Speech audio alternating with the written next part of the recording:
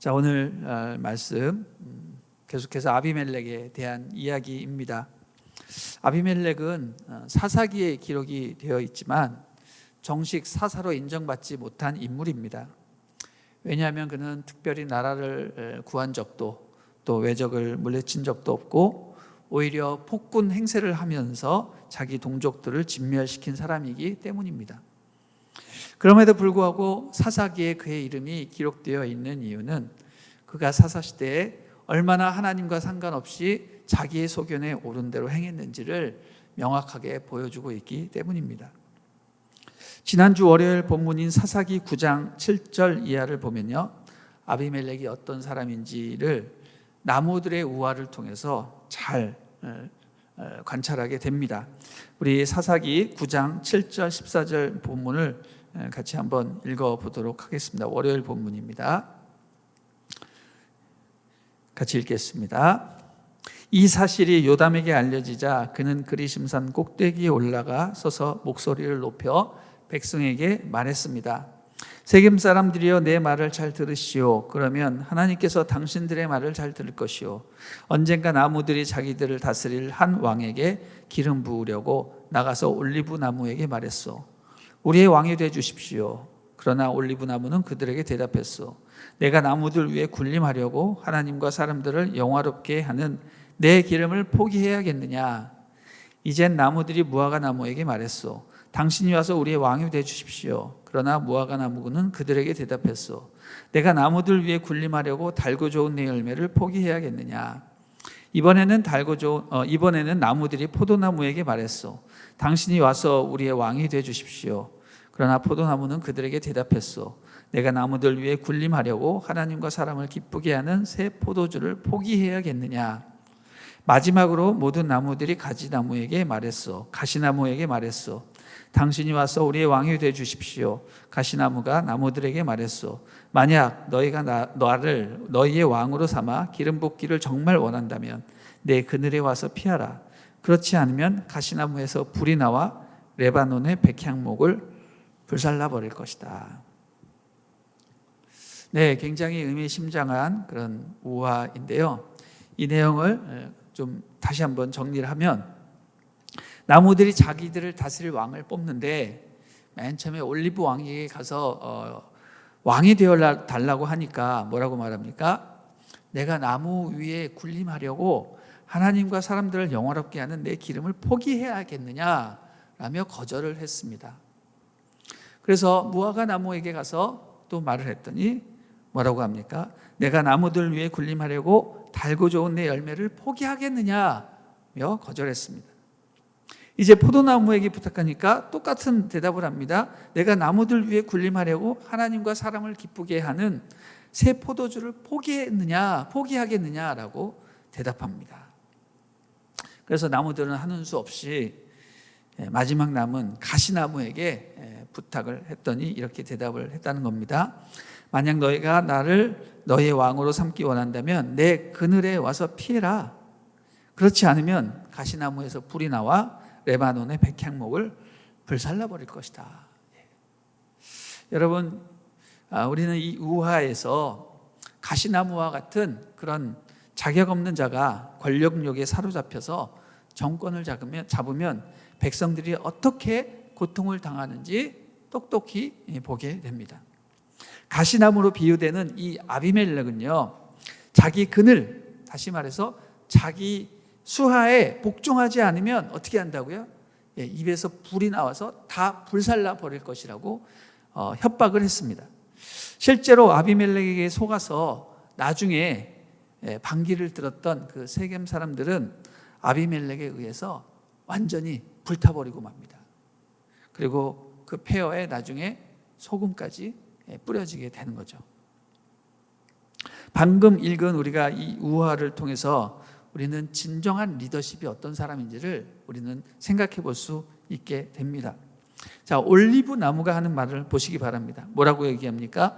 내가 나무들 위에 군림하려고 하나님과 사람을 기쁘게 하는 내 기름을 포기하겠느냐, 이런 얘기를 합니다. 여러분, 올리브 나무는요, 고대 근동 지방의 나무 가운데 가장 으뜸으로 가장 유용한, 가장 아름다운 나무로 치는 그런 나무였습니다. 그 올리브 나무는 그 열매에 그냥 먹어도 되지만 그것을 짜면 기름이 나오는데, 그 기름은 여러 용도에 유용하게 쓰이고 몸에도 아주 좋습니다. 그 나무는 한마디로 최고의 나무로서 그 나무들 위에 왕으로서 다스릴 충분한 자격이 있는 나무였습니다. 그러나 그는 뭐라고 말을 합니까? 자기가 받은 그 기름, 올리브유라는 은사와 특기를 결코 자기의 권력욕을 채우는 데 사용하지 않고 어떻게 한다고요? 오직 하나님과 백성들에게 유용하게 쓰임 받는 것을 기쁨으로 만족하겠다, 이런 얘기를 합니다. 참으로 순수한 영혼이 아닐 수가 없습니다. 여러분, 무화과 나무와 포도나무도 마찬가지죠. 자신의 장점을 백성들이 아니라 자신의 장점을 백성들과 하나님을 위해서만 사용하겠다라는 것입니다. 사랑하는 여러분, 이런 마음이 진정한 리더십의 요건이라는 것이죠. 진정한 리더십은 어떤 사람입니까? 군림하는 사람이 아닙니다. 백성과 하나님을 섬기는 사람입니다. 그러므로 왕은 절대로 군림, 다시 말해서 자기 힘으로 자기의 사리 사욕을 탐하는 그런 것을 배격하고 하나님과 백성을 섬기고 봉사하는 사람이어야 됩니다. 예수님께서도 말씀하셨죠. 진정한 리더는 어떤 사람이다? 진정한 리더는 남을 섬기는 사람이어야 된다. 그것도 제일 높은 자리에서 섬기는 것이 아니라 가장 낮은 자리에서 섬겨야 된다. 이런 말씀을 하셨습니다. 이런 봉사 정신의 사람이 리더가 되어야 되지, 권력욕에 눈이 멀어서 백성들 위해서 군림하려는 사람이 리더가 되면 어떻게 됩니까? 그 나라는 불에 타버리는 겁니다.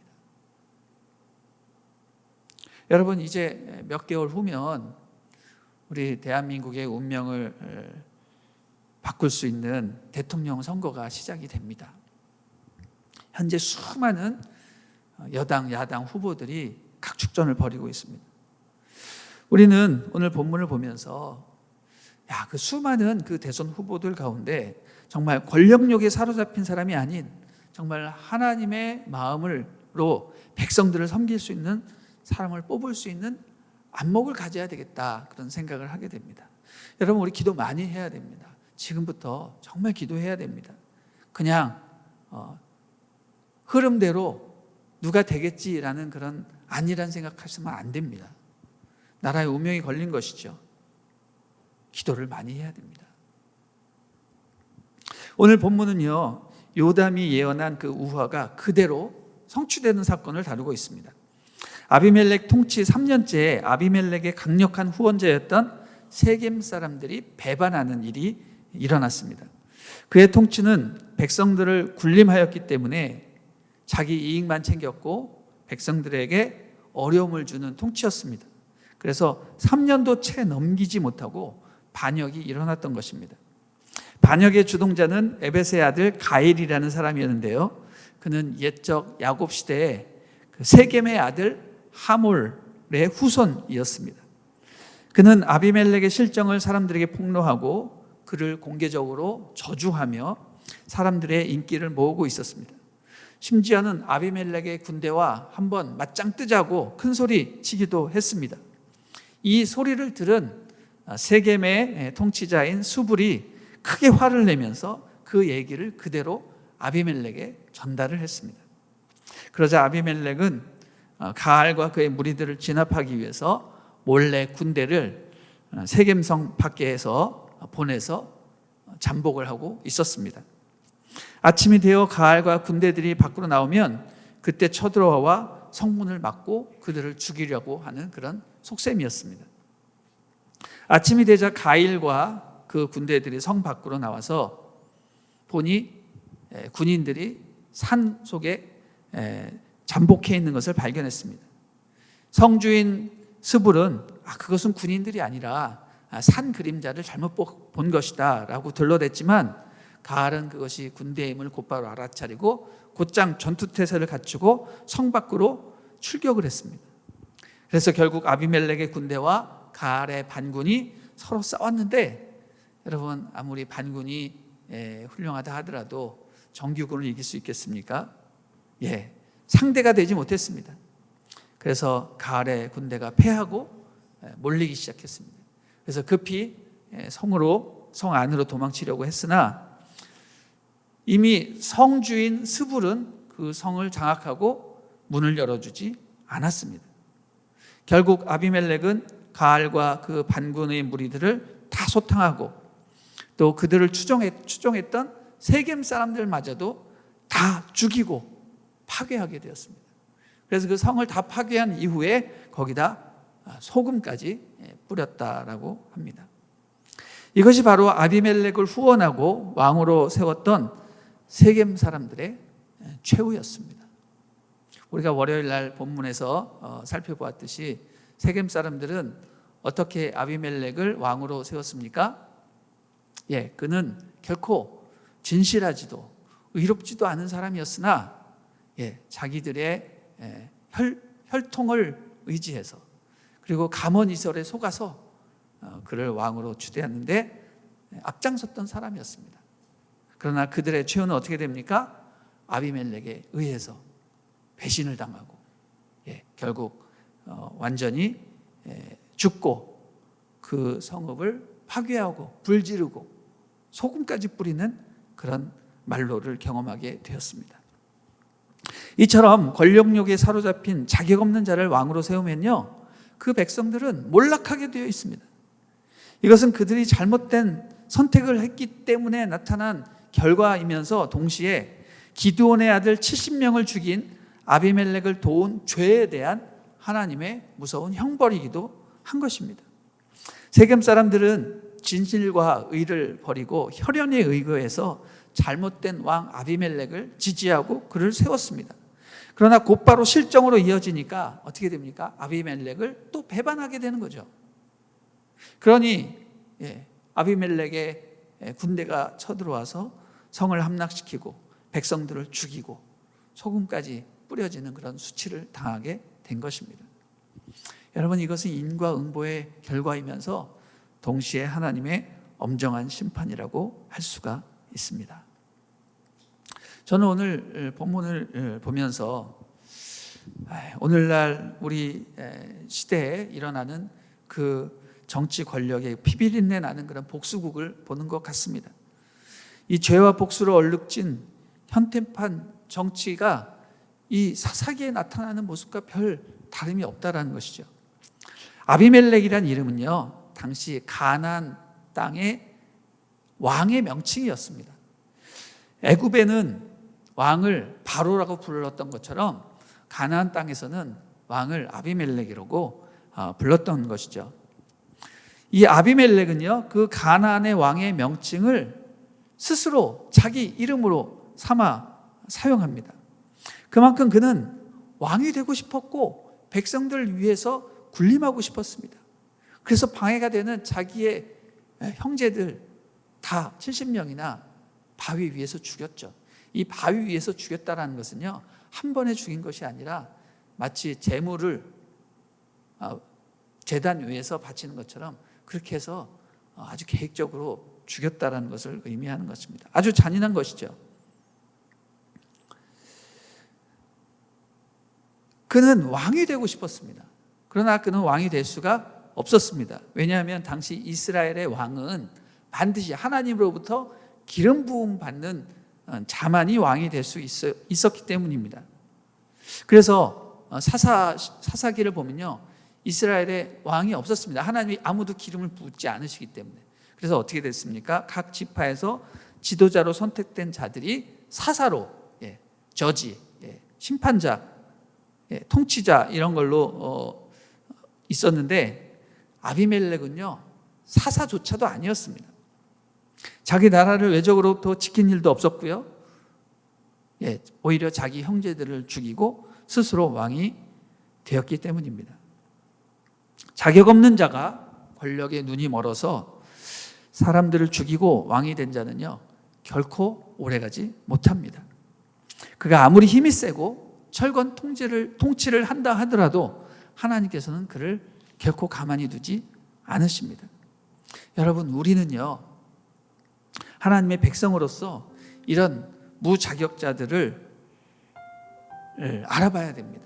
이들이 기회를 잡아서 권세를 잡는 것을 철저히 배격하고 그런 일들이 생기지 않도록 깨어 기도해야 됩니다.